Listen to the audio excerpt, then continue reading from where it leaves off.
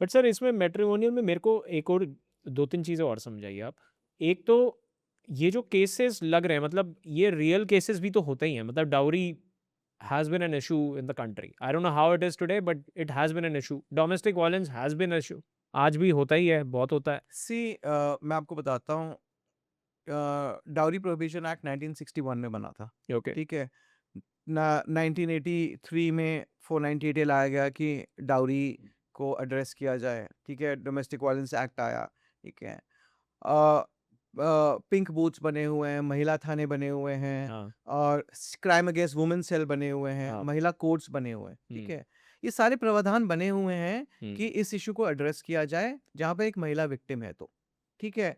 और आज भी 2026 में अगर हम कहें कि ये कानून के बावजूद ये अभी भी बहुत ज़्यादा प्रेवलेंट है, तो हाँ। कहीं न कहीं ये कानून भी फेल हो गए हैं। कहीं न कहीं मैं कहूँगा ये सिस्टम भी फेल हुआ है हाँ। कि आप इस इश्यू को एड्रेस नहीं कर पाए। हुँ। ऑन द अदर हैंड, अगर एक आदमी है जिसके साथ क्रूरल्टी हो रही है या बहुत ज़्यादा अनरीज़नेबल तरीके से उससे एलिमनी माँगी जा रही है, उसको प्रताड़ित किया जा रहा है सिस्टमैटिक तरीके से, तो उसके पास तो कोई रिकोर्स ही नहीं है। उसके पास तो कोई प्लेटफ़ॉर्म ही नहीं है। उसके पास हुँ। कोई कानून नहीं है, कोई कोर्ट नहीं है, कोई पुलिस थाना नहीं है, सोसाइटी उसकी सुनती नहीं है, मीडिया उसको एड्रेस नहीं करती। उसके पास तो there is no recourse, there is no exit plan.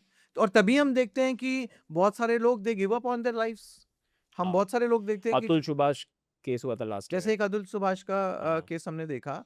अब अतुल सुभाष के केस में भी यही हुआ।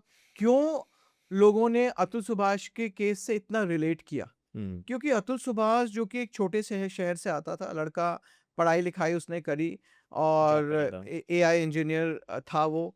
मैरिज हुई, मैरिज के बाद जब उसके मैरिटल डिस्कॉर्ड हुआ, उसके ऊपर तमाम झूठे केस कर दिए गए, हाँ। उसके और उसके फैमिली मेंबर्स के ऊपर। और उसको हर कुछ दिन के बाद कोर्ट जाना पड़ता था। हुँ। तकरीबन 120 बार वो कोर्ट गया पिछले 2 साल में। पिछले 1 साल के अंदर वहाँ पर जब से उसका केस चल रहा था।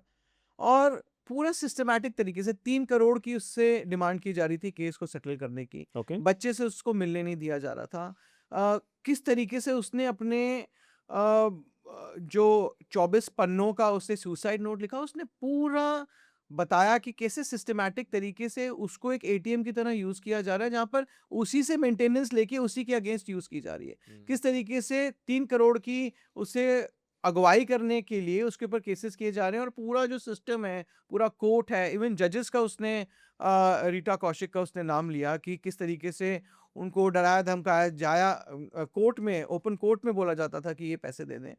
तो लोगों ने रिलेट किया, काफ़ी टाइम से ये इस तरह का डिस्कोर्स चल रहा था, लेकिन अतुल सुभाष के केस ने बहुत लोगों को टच किया। हाँ। और अतुल सुभाष को जब कोई एग्ज़िट नहीं दिखा, ठीक है? ये सिस्टमैटिक तरीके से हुआ, उसको कोई एग्ज़िट नहीं दिखा, उसने देखा कि ये चलता रहेगा, मैं पैसे देता रहूँगा, मेरे ही अगेंस्ट पैसे यूज़ किए जाएँगे, बच्चे से मुझे मिलने नहीं दिया जाएगा, तो उसने ये एक्सट्रीम स्टेप उठा लिया। करेक्ट। अतुल सुभाष के जैसे मानव शर्मा का भी उसके बाद केस हुआ और Atul what was Subhash that से केस? मानव शर्मा वाला केस?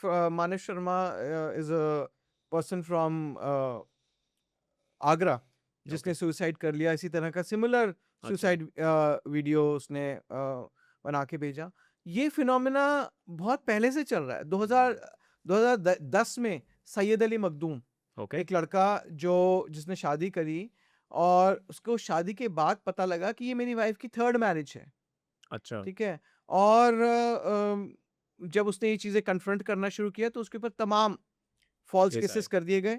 बच्चे से उसको अलग कर दिया गया। उसने एक 7 मिनट मिनट का वीडियो बनाया, उसको यूट्यूब पे अपलोड किया कि मैं बहुत ज़्यादा परेशान हूँ क्योंकि मैं अपने बच्चे से नहीं मिल पा रहा हूँ और उसके बाद उसने सुसाइड कर लिया। तो अच्छा। ये आप देखिए सुसाइड का फिनोमेना पिछले 10 सालों में जो मेल सुसाइड रेट है, वो लगातार बढ़ रहा है।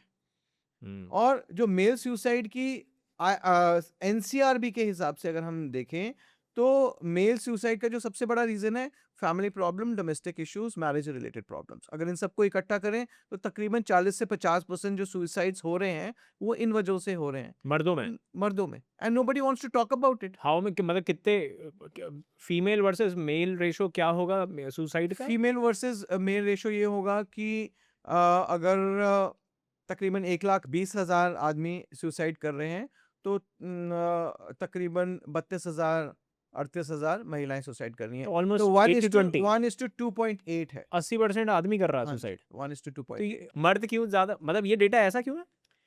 अगर हम पिछले 20 साल का डेटा देखें, हाँ, तो initially almost similar suicide rate था ओके, मेल वर्सेस फीमेल का। 20 साल पहले हाँ, 50-50। और मतलब ऑलमोस्ट बराबर ओके, सुसाइड रेट था।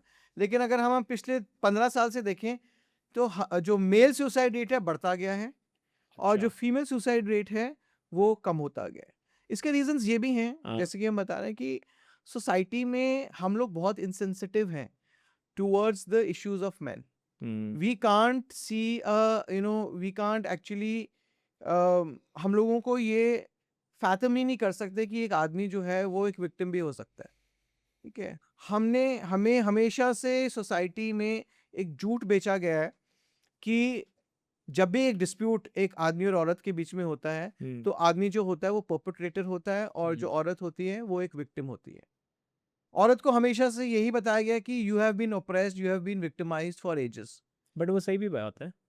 नहीं, लेकिन इसकी वजह से जो जो वुमेन एम्पावरमेंट हम्म, की जो मुहिम है, hmm, that has gone completely in a wrong direction. It has. ठीक है, because woman empowerment is not just about, your rights. It's हाँ, also about your responsibilities in the society. It's also about hmm, your responsibility in a marriage, in a hmm, relationship. Hmm, There has to be justice on both sides. Hmm, Empowering one gender does not mean that you take away rights of the other gender. To give laws to one gender, to protect one gender, it is not that you will make laws which, deprive the other gender from justice, from protection. हाँ, but हमारा sir एक चीज मेरे को और बताइए इसमें, अगर इसका क्यूमुलेटिव डेटा देखें डाउरी केसेस का, मैट्रिमोनियल इश्यूज में डाउरी केसेस का, डोमेस्टिक वायलेंस का, मेंटेनेंस का, इसमें फेक वर्सेस रियल केसेस का क्या रेशो होगा? अगर हम 498 ए के केसेस की बात करें, तो 498 ए के केसेस में जो कन्विक्शन रेट है वो 11 से 15% रहा है पिछले कुछ सालों में। ओके, ठीक है, जो कि लोअर कोर्ट का कन्विक्शन रेट है।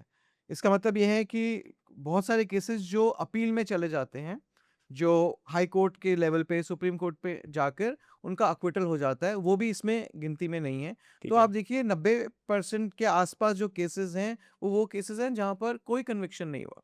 अब आप ये कह सकते हैं कि कन्विक्शन नहीं हुआ तो क्या हुआ उन केसेस का? हम्म, ज़्यादातर केसेस वो हैं जो मोटिवेटेड तरीके से फाइल किए गए। हम्म, ठीक है?